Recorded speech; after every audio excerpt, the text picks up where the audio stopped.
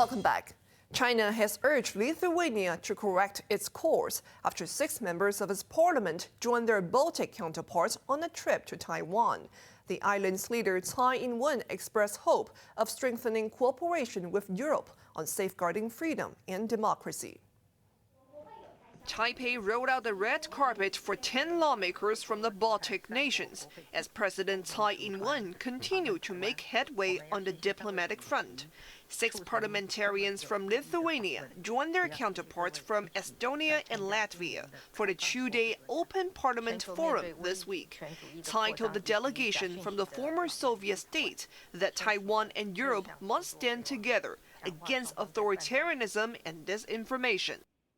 There are lots of opportunities for economical, cultural cooperation between our countries. A long-term, stable and efficient cooperation is possible precisely because our societies are based on the same principle of democracy, human rights and rule of law. Apart from government leaders, the group will hold talks with experts and scholars from 9 countries, including the United States, France and Germany. The visit came 1 day after more than 24 Chinese warplanes waltzed into Taiwan's air defense zone, prompting the island's air force to respond with its combat aircraft and missile systems. Diplomatic exchanges between Taiwan and foreign countries are deemed unacceptable by Beijing, which regards the self-ruled island a breakaway province awaiting reunification with mainland China. Outrage over the setting up of a de facto Taiwanese embassy in Lithuania prompted Beijing to downgrade its diplomatic ties with the country last week. But the small Baltic state was unfazed and is determined to press ahead with a reciprocal institution on the island. Analysts believe Lithuania's actions were backed by its NATO ally, the U.S. A bipartisan group of American lawmakers only visited Taipei a few days ago. In response, Foreign Ministry spokesman Wong reiterated that China's sovereignty is not to be undermined. He warned Lithuania will pay the price for its actions and urged the nation to quickly correct its course. Back in Hong Kong, the $32 billion Kai Tak Sports Park, which will host the National Games in 4 years' time, may not meet its completion deadline in 2023. The park is now seeking 500 foreign workers to catch up on the lost progress, but labor groups are already up in arms, and Neil Lau explains. When construction of the Kai Tak Sports Park completes in 2023, it will become Hong Kong's new flagship venue for outdoor sports events and concerts.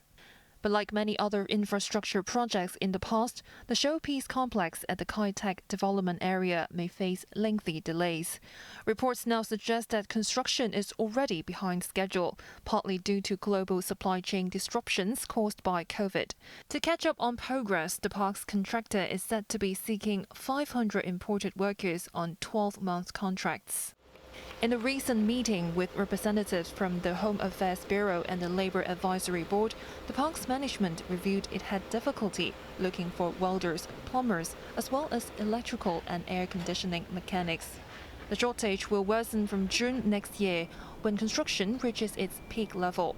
The park faces fines of $4.3 million per day if it fails to meet the deadline of August 2023, on top of the $31.9 billion bill.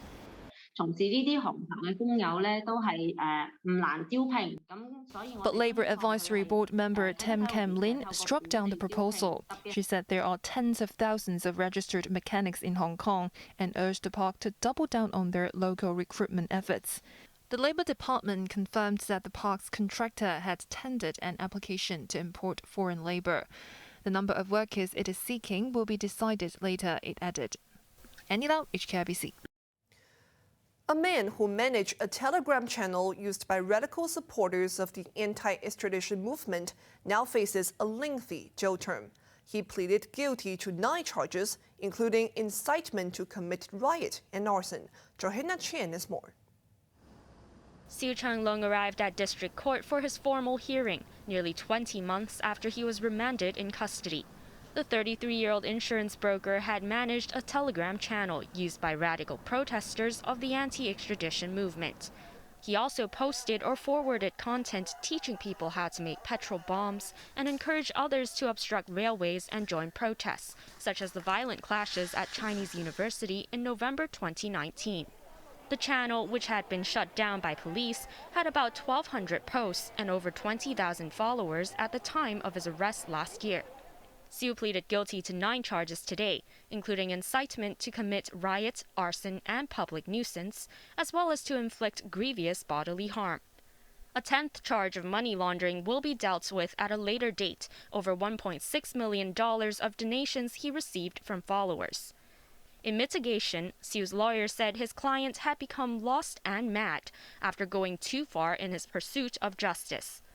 He added Siu now realized the severity of his actions and felt remorseful, adding he will leave behind his mother, who was in poor health. The lawyer also argued that 20,000 followers were not considered a lot for a Telegram channel. District Judge Anthony Kwok said he needed time to comb through the channel's content and adjourn sentencing until next Monday, while Siu remains remanded. Johan Shan, HKIBC. A retired police superintendent has been slapped with 18 months in jail. That's after he was found guilty of defrauding the government and banks over mortgages worth around $6 million. Long Xiuqun was accused of lying to authorities when he applied for a loan for his luxury Discovery Bay flat. He claimed the house was for his parents when in fact he had rented it out. District Judge Sham Seung-man criticized Long of committing the crime out of greed, made worse by the fact that he was a law enforcement officer. He also made an order for Long to pay back over $1.1 million in rental income.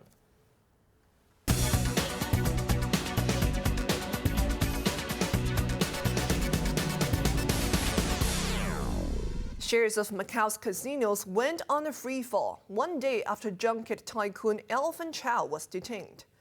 The Sun City Group chief executive has reportedly admitted to running a cross-border gambling syndicate and accepting remote bets from mainland clients. Chow is known for reeling in high-rolling customers to Macau's casinos. Shares of MGM China plunged by 10%, when Macau shrank 7.8%. While Sands China and Galaxy Entertainment Group lost more than 5%. Sun City Group also suspended trading in Hong Kong today. Now let's take a look at the markets. The Hang Seng Index closed down 228 points. Top 10 active stocks, Tencent down $1, Meituan down $18.60, Tragafan down 12 cents, and Alibaba up 90 cents. Kuaishou Technology down $4.50, Sunny Optical up $8.20, Ping An up 15 cents, and AIA down 70 cents. Forex trading against Hong Kong dollar, Euro is trading at 8.80, British pound at 10.41, and Australian dollar at 5.57. Over to the UK market, FTSE 100 is up 78 points. On to the weather now. It will be fine and dry during the day tomorrow before turning cooler at night. Temperatures range between 17 and 24 degrees. Stay warm in the coming days as the mercury will dive to a low of 13 degrees. Now let's take a look at the weather around the world.